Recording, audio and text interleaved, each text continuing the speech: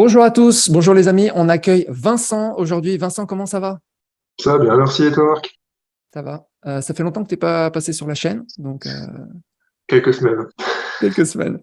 quelques mois. On va parler du statut NHR parce que tu as obtenu le statut NHR au Portugal, donc c'est quelque chose de particulièrement intéressant. Il y a des gens qui sont candidats à l'expatriation, qui cherchent donc un nouveau pays, et le Portugal est un candidat avec une fiscalité allégée donc avec le statut NHR.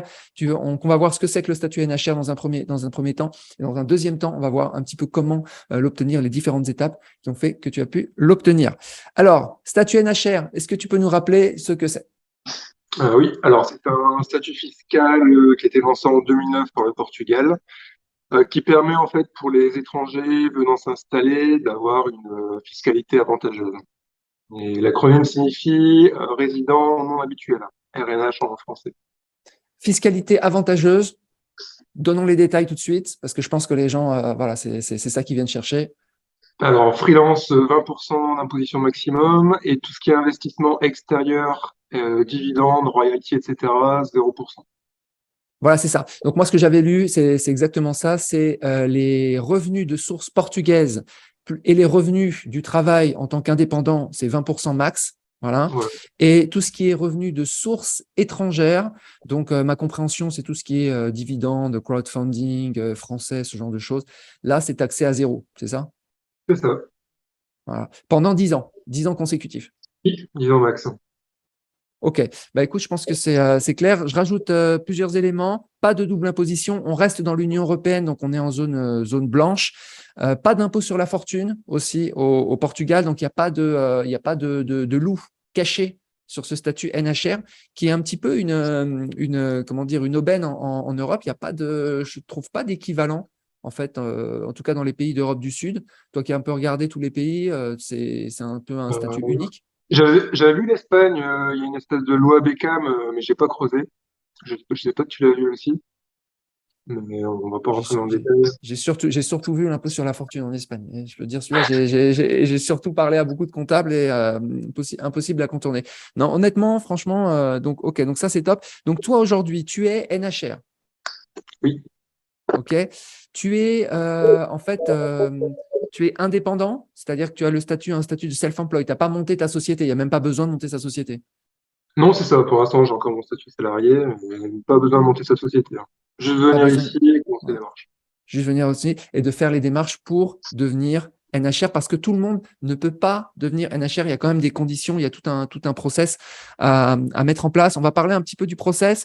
Bien sûr, on ne va pas pouvoir le voir non plus en détail de ce process. Si vous voulez plus d'informations sur le process, des détails, comment devenir NHR et s'expatrier au Portugal, je mettrai un lien pour du coaching avec Vincent. Donc, si vous voulez un accompagnement spécialisé, personnalisé sur le Portugal et si vous avez des questions par rapport à votre situation sur la NHR, lien en description, il fait du coaching. Je mettrai ça dans la partie coaching de mon site.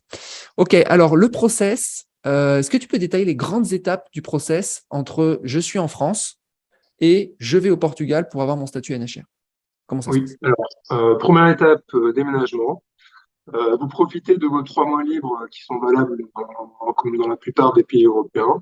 Et une fois ce délai de 3 mois passé, vous pouvez faire une demande à la mairie de votre ville en fournissant quelques justificatifs comme votre contrat de travail. Alors mairie de votre ville, c'est-à-dire on fait le voyage au Portugal, on atterrit dans une ville. Dans cette ville, on prend un logement. On peut rester à l'hôtel ou en Airbnb, ou on doit prendre un logement long terme. Il faut un logement long terme, il faut une adresse, il faut une adresse physique. Il faut une adresse physique permanente, on va dire. Voilà. Et ensuite, donc dans cette ville, on va à la mairie physiquement. Voilà. Donc c'est ce qu'on Ok. appelle ici la Camara. Donc vous allez à la Camara, vous faites votre demande et en une journée, vous recevez en fait votre certificat européen de résidence, de résident. En fait, au Portugal, au bout de 3 mois, vous devez demander ce papier qui vous autorise à vivre au Portugal, mais c'est juste une formalité.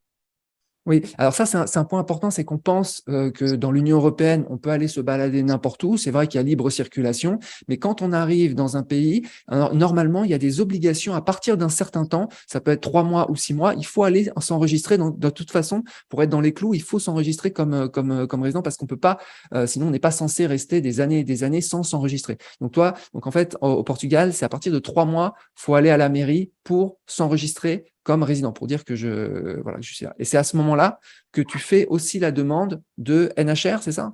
Alors non, en fait, le document de la mairie va uniquement confirmer le fait que l'on peut s'installer durablement au Portugal. Et ensuite, grâce à ce certificat, il faut ensuite se rapprocher du service, d'un autre service qui vous permet en fait d'avoir ce statut fiscal de NHR. Et pour faire très simple, le NHR, ce sera juste une coche à cocher en fin d'année lorsque vous ferez votre déclaration d'impôt. D'accord, mais il faut avoir obtenu ce statut et ce statut, on le demande, c'est pareil dans les services de la mairie, mais c'est pas au moment où on s'inscrit comme résident, c'est plus tard ou ça se fait à quel moment exactement? Dès que tu reçois le certificat, il faut aller voir un autre département qui, lui, va D'accord. valider le NHR en fonction de ton emploi et d'autres facteurs. Voilà. Alors, important, ce que j'ai lu, c'est que le statut de NHR, on peut l'obtenir, normalement, c'est pour des talents, c'est pas n'importe qui peut obtenir le statut de NHR. Comment ça s'est, pour toi, tu l'as obtenu en travaillant dans l'informatique, c'est ça? Oui. D'accord. Alors en fait, au Portugal, ils ont mis une liste de métiers disponibles que vous pouvez d'ailleurs consulter. Et selon en fait ces métiers qui sont considérés à haute valeur ajoutée, vous pouvez bénéficier de ce statut. Alors sachant que ça part du développeur informatique, en passant par l'ouvrier agricole spécialisé, en passant par l'artiste, etc. Donc c'est vraiment Ouais, hyper varié. Tout le monde d'accord. peut trouver un boulot. Donc, il y a moyen de créer un dossier pour apparaître comme un talent hautement qualifié pour avoir Ouais. ce statut NHR. Voilà, si on dit un petit peu entre les lignes, à moins de vraiment être, enfin voilà, même ouvrier agricole peut être un ouvrier, enfin peut être NHR. OK. Donc ça c'est noté, donc ça c'est cool. Et ensuite, c'est au moment de la déclaration d'impôt qu'on coche je suis NHR. Et donc Voilà. là, voilà, ça applique le taux maximum de 20% et le taux de zéro sur les revenus étrangers, tout simplement. Oui, tout à fait. Le, le, euh, le comptable dans tout ça, toi, tu as eu besoin de passer par un comptable. Quand est-ce qu'il intervient exactement? C'était plus pour ton activité, pour ton travail, etc. Ça intervient où exactement le comptable? Comptable, alors c'est plutôt oui pour tout ce qui est activité non salariée. Après, de mon côté, je suis passé par un avocat parce que j'avais mon déménagement à gérer en même temps lors de mon arrivée.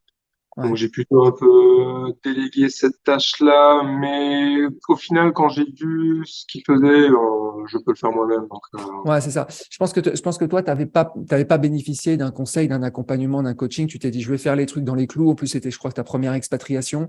Donc, tu as oui, pris surtout la la langue. totale. La langue, Voilà, ça fait pour que c'est pas, tout soit clean. c'est pas- Avocat, comptable. Tu savais pas forcément au début si tu allais devoir monter une société ou être en self-employed. Donc je pense que, enfin voilà. Mais c'est pas forcément nécessaire. Ça va, suivant les cas, suivant la complexité, ça va dépendre. Ok, bah écoute, tu vas rester combien de temps là au Portugal? T'es bien installé avec une fiscalité très allégée. T'es parti pour rester là-bas toute ta vie ou comment ça va se passer? Non, non, je pense pas. C'est une étape, on va dire, c'est une étape. Maintenant que je l'ai fait une fois, on va dire, j'ai d'autres idées en tête. Faut bien noter, moi qui connais un peu la fiscalité en France, notamment sur les indépendants en informatique, faut voir que 20%, c'est juste absolument extraordinaire. Je veux dire, moi, j'étais avec des taux de plus de 50%. Si je compte tous les charges sociales, les impôts, les machins, à la fin, il restait moins de la moitié de ce que je facturais. Donc, 20%, ça fait partie vraiment d'une optimisation fiscale quasiment, enfin, c'est juste du pain béni plus tout ce qui est les revenus des investissements, où là, on est à zéro. Ça, c'est juste énorme aussi. Donc voilà, ça veut dire crowdfunding français à zéro, realty à zéro, euh, peer-to-peer lending, je sais, à zéro, des dividendes, des revenus de dividendes étrangers zéro. Donc voilà. Tu veux rajouter quelque chose? Oui, on pourrait même descendre en fait jusqu'à 0% en tant que freelance. Mais bon, si vous voulez en savoir plus, vous pouvez nous consulter. Et il y a une manière de payer encore moins et au Portugal. J'ai cru que tu allais dire on peut descendre encore en dessous de zéro et être en taux une taxe et impôt négatif. On Je me va suis dit vous- là, vous gagnez 100 euros, vous déclarez et l'État vous dit non, finalement, on va te donner 10 euros en plus pour ce que tu as gagné, c'est mieux. Non, mais tu m'as fait rêver. J'ai jamais entendu le concept, mais ça a fait tilt dans ma tête. S'il y a des pays qui regardent cette vidéo et si vous voulez appliquer des taux d'impôt négatifs, c'est avec grand plaisir. Voilà.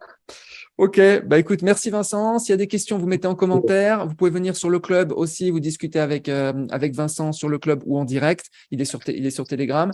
Et pour le coaching avec Vincent sur le Portugal, je mettrai donc dans la partie coaching de mon site objectif-renta.com. Je vous souhaite une excellente journée. Merci Vincent. Merci.